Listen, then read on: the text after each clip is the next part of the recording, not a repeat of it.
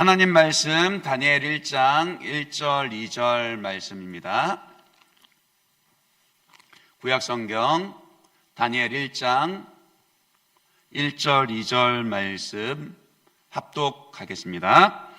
유다왕 여호야김이 다스린 지 3년이 되는 해에 바벨론 왕 느부갓네살이 예루살렘에 이르러 성을 에워쌌더니 주께서 유다왕 여호야김과 하나님의 전 그릇 얼마를 그의 손에 넘기심에 그가 그것을 가지고 신할 땅 자기 신들의 신전에 가져다가 그 신들의 보물 창고에 두었더라. 아멘. 이 밤에 기도의 자리에 나오신 여러분들을 환영하고 축복합니다. 특별히 또 내일 바자회를 위해서 또 준비하기 위해서 나오신 우리 남성분들도 적극적으로 환영하고요. 또 우리 낮에 참 많이 수고하시고 피곤하실 텐데도 또 이 기도의 자리를 지키기 위해서 나오신 우리 모든 또 여성분들도, 우리 성도님들도 참 감사하고 축복합니다. 이제 오늘부터 함께 이 금요 기도의 시간 이용해서 다니엘서 말씀을 함께 상고하려고 합니다. 믿음은 해석이다, 이 말 들어보셨습니까? 그 말은 하나님을 믿는 믿음을 가지면 삶에 대한 이해가 달라진다, 그런 뜻입니다. 삶에 대한 이해가 달라지면은요, 자연스럽게 삶을 살아가는 태도도 달라지게 됩니다. 그래서 예수를 믿는 신자는요, 믿음이 없는 세상 사람들과는 다르다라는 거예요. 같은 시대를 살고 비슷한 일들을 겪지만, 그러나 형통에 대해서도 또 고난에 대해서도 삶을 대하는 태도가 달라야 하고 다르게 마련입니다. 그것은 믿음으로 인해서요. 그러니까 믿음이 있으니까요. 삶에서 겪는 일들에 대한 시각이 달라졌기 때문입니다. 그렇기 때문에 믿음이 있으면요, 역사를 바라보는 안목도 달라지게 됩니다. 믿음이 있으면 역사의 주인이 오직 하나님 한 분이시며, 역사는 하나님께서 하나님의 나라를 실현해 가시는 그런 하나님의 일들을 행하시는 시공간적인 무대가 된다라는 것을 깨닫게 되는 것이죠. 하지만 믿음이 없이 역사를 바라보게 되면은 이 역사라는 것은 그저 우연의 연속이고 세상에 힘 있는 자들이 다스리는 약육강식의 무대가 되고 맙니다. 이런 해석의 차이는요, 개인의 삶을 바라보는 시각에서도 마찬가지입니다. 믿음의 눈으로 바라보면, 특히 이제 하나님의 선하심을 알면요, 내 삶이 하나님의 손안에 있을 뿐만이 아니라 모든 것이 이 전능하신 하나님의 손안에서 합력하여 선을 이루신다라는 것을 알게 되고요, 그 하나님께서 나를 옳은 길로 인도해 가신다라는 것을 바라보게 됩니다. 그래서 오늘 내가 겪는 형통의 일로 말미암아 기뻐하게 되고 찬송할 뿐만이 아니라, 혹은 고난 중에 있더라도 감사하고 인내할 수 있는 힘을 얻습니다. 뭐가 있으면요? 믿음이 있으면요. 하지만 믿음이 바라보는 그 삶의 고난과 믿음이 없이요, 그러니까 믿음이 없이 바라보는 삶의 고난과 불행은 원통함과 좌절만 낳습니다. 억울한 마음에 수단 방법 가리지 않고 남을 어떻게든 이겨 이 고난이 내 삶을 침범하지 못하도록 높은 곳에 올라서려고 하거나, 아니면 자기 자신은 물론이고 곁에 있는 사람에게조차 상처를 주면서 자포자기하는 태도로 모든 것을 놓아버리게 된다고요. 믿음이 없으면요. 이처럼 극명한 차이가 믿음을 가지고 있느냐 없느냐, 혹은 믿음을 가지고 삶을 바라보느냐 그렇지 못하느냐에 따라서 갈리게 된다라고요.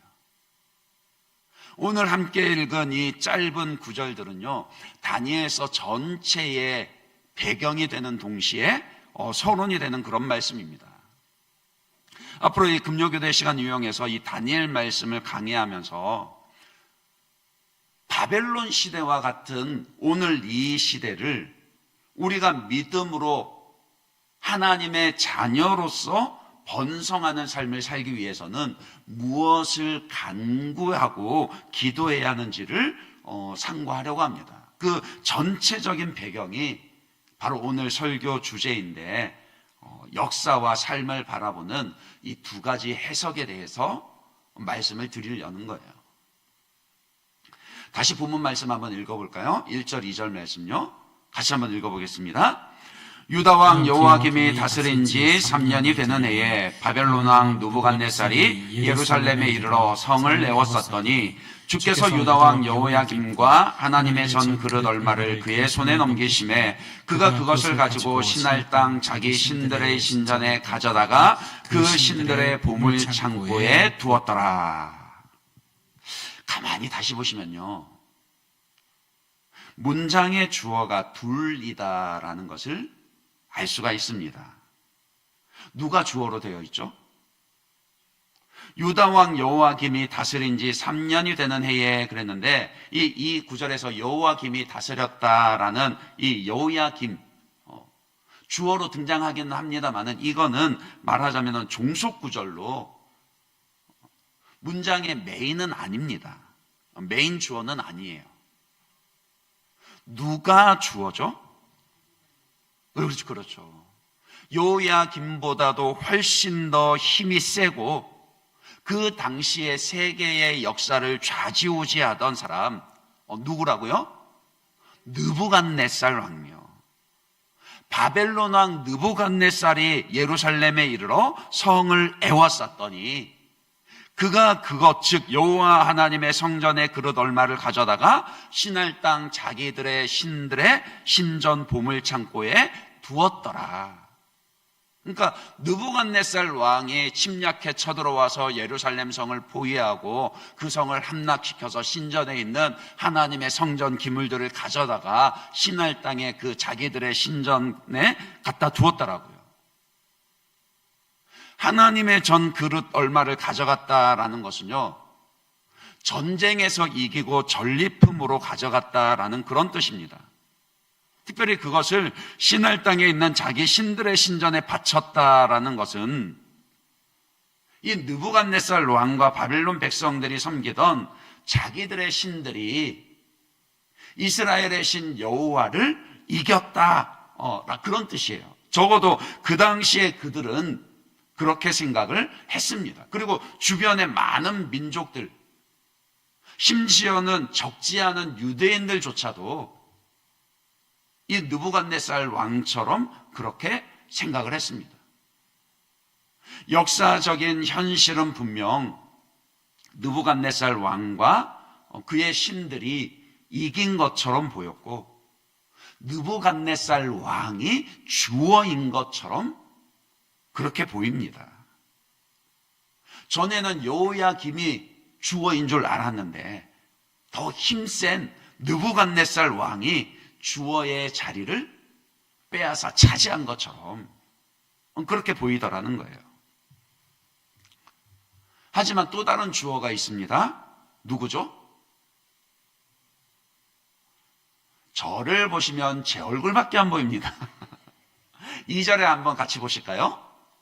2절에 보시면 또 다른 주어가 나오는데 누가 나옵니까? 주께서 유다 왕 여호야김과 하나님의 전 그릇 얼마를 그의 손에 뭐 하셨다고요? 넘기심에. 그러니까 여호와 하나님이 주어로 등장을 합니다. 여호야김이 바벨론과의 전쟁에서 패배한 것도 단지 그가 힘이 없었기 때문에, 나라의 국력이 쇠했기 때문에, 혹은 그가 어리석은 왕이었기 때문에 패배한 것이 아니라 하나님께서 그를 느부갓네살 왕에게 넘겨주셨기 때문에 가능했다라는 거예요. 심지어는 하나님이 무엇까지도 넘겨주셨다고요? 여호와의 성전에 있는 그 그릇들까지 넘겨주셨습니다. 그러니까 인간적인 시각으로 볼 때는 하나님의 명예를 빼앗긴 것이나 마찬가지입니다. 그러니까 사람들이 볼 때는 하나님이 바벨론 신에게 패배하고 명예를 빼앗긴 것처럼 보였는데, 근데 실은 뭐라고요? 그렇죠. 하나님이 넘겨주신 거라고요. 물론 좋아서 넘겨주신 거 아닙니다. 진정 하나님께서 자기 백성들에게 바라시는 정의와 순종이 무엇인지, 그리고 그 백성들을 우상 숭배와 죄에서 돌이켜서 하나님의 백성다운 백성이 되도록 하기 위해서 그 목적 때문에 일정 기간 동안 하나님의 명예를 넘겨주신 것입니다. 우리 하나님은요, 자녀된 우리를 위해서라면 하나님 당신의 명예까지도 넘겨주시는 그런 하나님이십니다. 그러니까 역사를 바라보는 두 가지 관점이 여기에서 갈립니다. 주어를 누구로 볼 건가? 느부갓네살 왕, 이 바벨론 왕을 역사의 주인으로 볼 것인가? 아니면 눈에 보이지 않지만 하나님을 주인으로 볼 것인가? 이것에 따라서 역사에 대한 해석이 완전히 갈리게 된다라고요.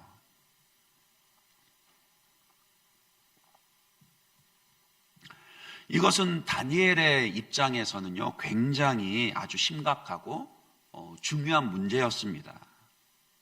왜냐하면은 이 나라가 망하고요, 이스라엘 백성들이 바벨론의 포로로 끌려가는데 1차 포로로 그렇게 끌려갈 때, 그때 다니엘은 아직 어렸을 때입니다. 대부분의 신학자들과 설교자들이 동의하는 것이 이때 다니엘과 그 세 친구들의 나이가 아마 14살에서 18살 사이 그쯤의 나이였다, 그렇게 봅니다. 아무리 많아도 10대를 벗어나지는 않았을 것이다, 그렇게 보는데, 그런데 어느 날 갑자기 나라가 망했고 그것 때문에 아주 머나먼 타국의 포로로 끌려가야만 했다라고요. 물론 나라가 망할 것 같다라는 것은 그 짐작은 충분히 할 수 있었습니다. 왜냐하면은 여호야김이 왕으로 유다를 다스리고 있었거든요. 지난주까지 우리가 하박국 말씀 금요기도 시간에 살펴보았는데, 이 여호야김의 통치 시기는요, 유다가 영적으로나 도덕적으로 극심하게 타락했던 그런 때입니다.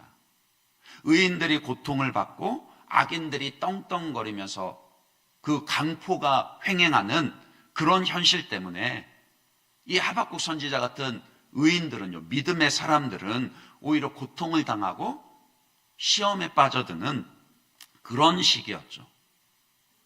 단지 영적으로 도덕적으로 타락했을 뿐만이 아니라 현실적으로 나라의 국력이 급격하게 쇠락하고 있었습니다.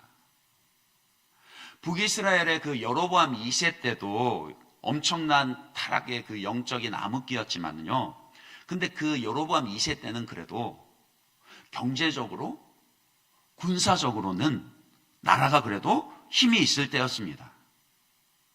그런데 여호야김 시대는 그게 아니었더라고요. 진짜 나라 망하겠는데? 이게 뻔히 보였더라고요. 근데 문제는 그게 다니엘의 책임입니까?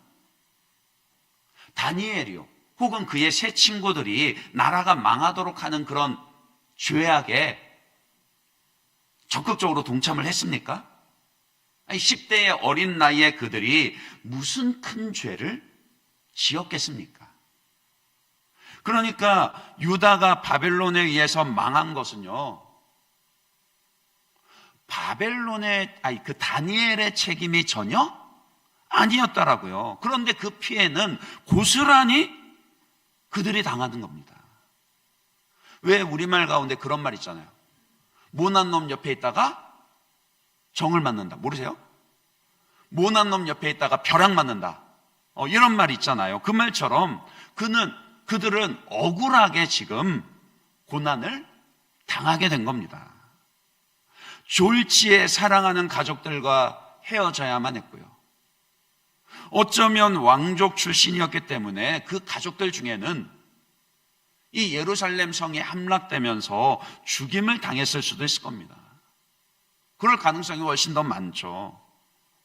그냥 낯선 땅으로 강제 이주를 당한 정도가 아니라 포로로 끌려왔습니다.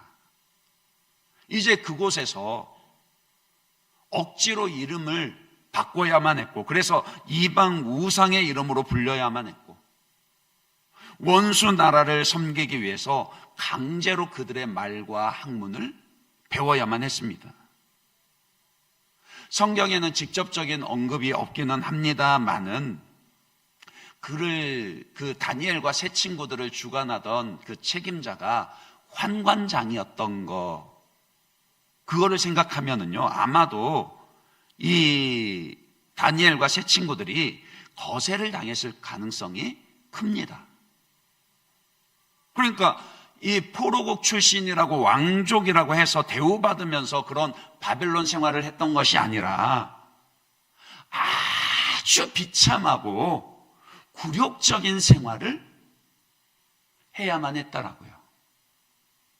한참 꿈 많은 그 10대 나이 때 어느 날 갑자기 이런 청천벽력 같은 이런 끔찍한 일들을 당한다면 여러분 같으면 어떻게 하시겠습니까? 왜 나에게 이처럼 기가 막혀 말이 안 나올 정도로 억울한 일이 닥쳤는가? 내가 뭔 잘못을 했나? 내가 하나님께 무슨 죄를 지었지?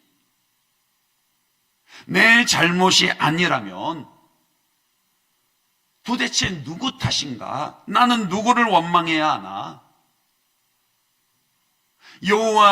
여호야김 왕을 비롯한 어른들의 잘못인데 왜 나까지 이렇게 힘들고 고난을 당해야만 하지? 아마 이런 생각들과 원망으로 밤을 지샜을 것 같습니다. 그렇지 않나요?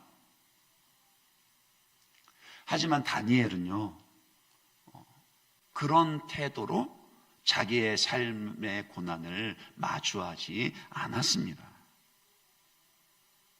누구보다도 더 억울할 것 같고 더 이상 절망적인 상황이 없을 것 같은 그런 현실 가운데 내동댕이 쳐졌는데도, 그런데도 그는 달랐습니다. 왜요?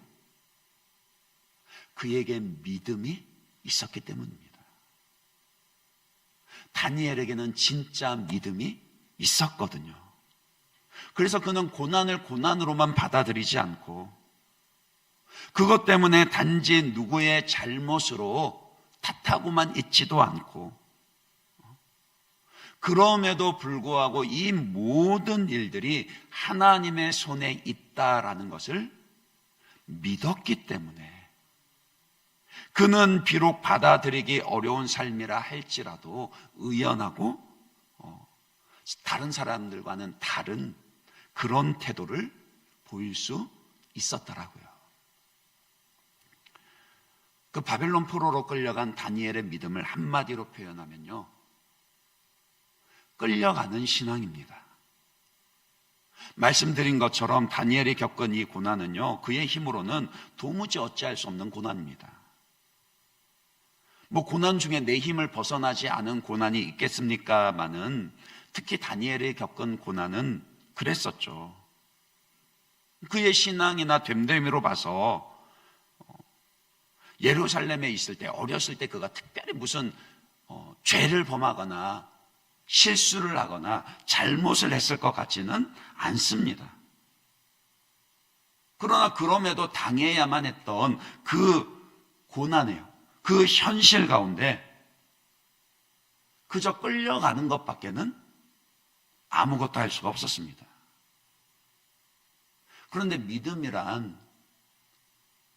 믿음이란 때로 아주 많은 경우에 있어서 그렇게 끌려갈 수밖에 없습니다. 왜요? 그 주어가 주님이시기 때문이에요. 만약에 바벨론 왕 느부갓네살에게 끌려가는 것이 전부였다라면요, 온 힘을 다해서 죽을 각오를 하고 저항했을 겁니다. 다니엘이 목숨을 아까워하던 그런 사람이 아니었거든요. 분명 믿음이 있기 때문에 구차하게 굴지 아니하고 일사각오로 죽기까지 저항해야 할 때가 있습니다. 맞아요. 믿음으로 저항해야 할 때가 있습니다. 그러나 많은 경우에 우리는 그저 끌려갑니다. 끌려가는 것도 믿음이라고요. 십자가를 지신 예수님을 생각해 보시기 바랍니다. 하나님의 아들이셨지만 로마 군병의 채찍질에 맞아가며 대제사장과 바리새인들의 그 음모에 따라서 그냥 끌려가셨어요. 왜요? 하나님이 주어이시기 때문이에요. 예수님은 사람들의 손에 자기를 내어 맡기신 것이 아니라 죄인들을 구원하시려는 성부 하나님의 손에 자기를 맡기셨습니다. 그렇기 때문에 죽기까지 순종하며 십자가를 질 수 있었던 것이죠. 십자가를 지신 예수님처럼 우리도 때로는 믿음 때문에 끌려가야만 하는 그런 때가 있습니다. 그런데 다니엘의 믿음은요, 끌려가는 신앙이 전부는 아니다라고요. 그의 믿음은 끌려가는 신앙인 동시에 번성하는 신앙입니다. 바벨론 땅에 포로로 끌려가는 것, 그리고 그곳에서 원수의 나라를 섬기는 것에 있어서 어린 다니엘의 힘으로 할 수 있는 것은 아무것도 없었습니다. 그냥 주님께서 넘겨주신 것이기 때문에 그렇게 자기를 맡기면서 끌려갔습니다. 그러나 동시에 그 끌려간 그곳에서도 다니엘은 뭐 했다고요? 번성했다라고요. 이제 앞으로 살펴보겠지만은 다니엘서는 바벨론 땅에서 하나님의 백성들이 번성한 그 이야기입니다.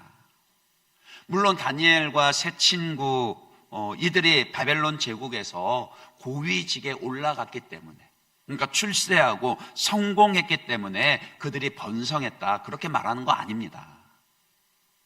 세속적인 성공과 하나님의 자녀들이 번성하는 것은요, 전혀 상관이 없습니다. 하나님의 자녀들이요, 그러니까 우리가 번성한다라는 것은요, 하나님의 자녀로서 번성한다, 그런 뜻이라고요.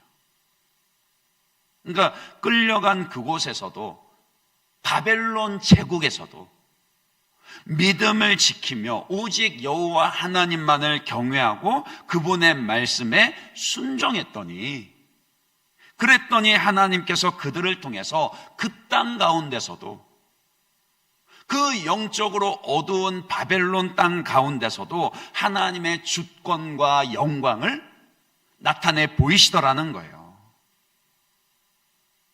믿음대로 살아서 세상에서 성공할 수 있습니다. 그러나 믿음대로 살기 때문에 성공하지 못할 수도 있습니다. 세상에서 말하는 성공을 하든 못하든 하나님의 자녀라면 어느 곳에서든지요, 예루살렘에 있을 때든지 바벨론에 있을 때든지 자기의 믿음을 지킬 수 있고 하나님의 영광을 나타내 보일 수 있습니다. 그러면 하나님은 그 땅이 어디든지 그곳에서도 하나님의 자녀들이 번성하게 하신다라고요. 마치 십자가를 지고 끌려간 그 죽음 너머에 예수님께서 부활하셨듯이 끌려가는 신앙의 자리가 번성하는 신앙의 자리가 되도록 진정한 주어이신 하나님이 그렇게 역사하십니다.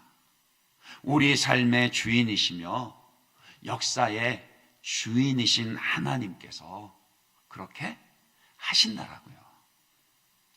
말씀을 맺습니다. 결국 바벨론과도 같은, 영적으로 바벨론과도 같은 오늘 이 시대를 살아가는 우리에게 가장 절실하게 필요한 것은 믿음입니다. 다니엘이 보여준 것처럼요. 끌려가는 신앙과 번성하는 신앙으로요. 오늘 우리에게 주어진 삶의 자리에서 믿음으로 그 삶을 해석하고 순종하여 하나님의 영광을 드러낼 수 있는 그 믿음이 저와 여러분에게도 있어야 합니다. 저와 여러분의 삶의 모든 것들이 다 하나님의 손 아래에 있습니다. 이 믿음으로 하나님께 맡겨드리며 끌려가는 가운데서도 하나님을 온전히 경외하여 하나님의 자녀다움을 나타내심으로 번성케 되어지는 그런 저와 여러분들 되시기를 주님의 이름으로 축원합니다. 우리 시험 말씀 생각하면서 이 찬양 고백하고 함께 기도하길 원합니다. 우리 나 기다립니다. 함께 찬양하겠습니다.